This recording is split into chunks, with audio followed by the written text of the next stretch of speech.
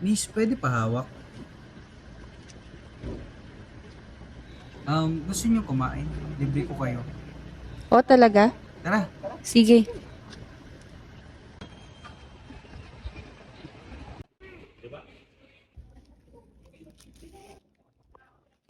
naalala niyo pa ba saan tayo una nagkita?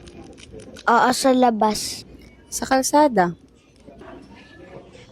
May dumi ka sa mata mo. Ikaw din, may dumi ka sa mata mo. Ikaw ba yung nasa viral video? Tingin? Meron akong nakitang mag-ina na nalilimos sa daan.